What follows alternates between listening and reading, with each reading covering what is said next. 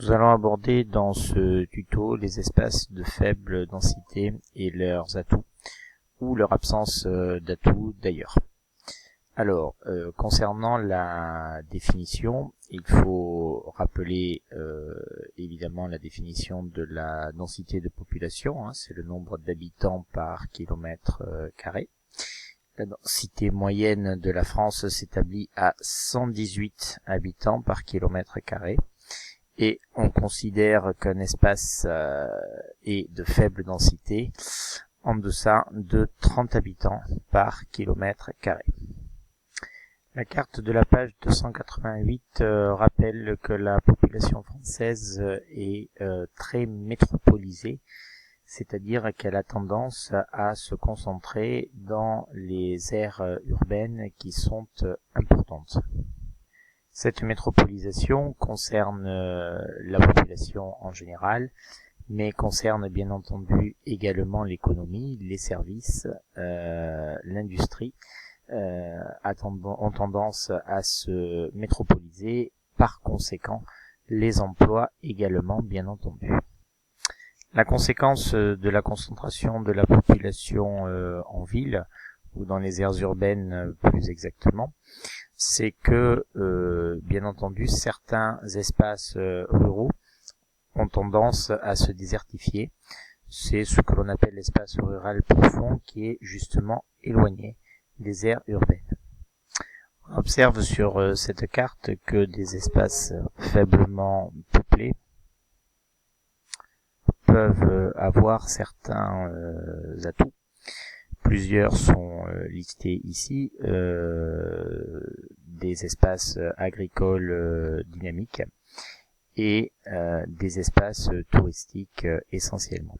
Toutefois, il faut faire attention à cette notion d'espace, notamment par rapport au tourisme. Par exemple, on voit que une très grande partie des Alpes ou des Pyrénées sont présentés comme des massifs montagneux favorables au tourisme.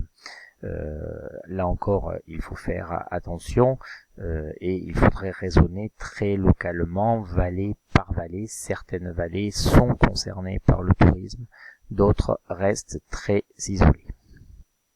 L'étude de cas de la page 284 sur le Morvan présente les difficultés des espaces ruraux isolés.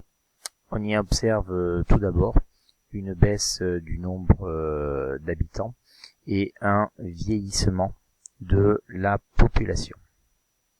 Ces deux éléments entraînent des conséquences très néfastes pour ces espaces. Le dépeuplement entraîne la diminution des services, donc la diminution des emplois. La disparition des services a un effet d'entraînement, bien entendu, sur la baisse de la population. Par exemple, une classe qui ferme dans une école, les familles ne sont plus incitées à venir donc dans cette école. Bien entendu, à partir du moment où il n'y a plus de famille, d'autres services risquent de fermer. Et on observe ainsi une désertification des campagnes. Concernant l'absence de ces services, le document 4 rappelle que désormais les services numériques sont extrêmement importants pour développer une région. Or, c'est très souvent un problème quant à la qualité du réseau téléphonique ou de l'accès Internet dans certaines zones rurales enclavées.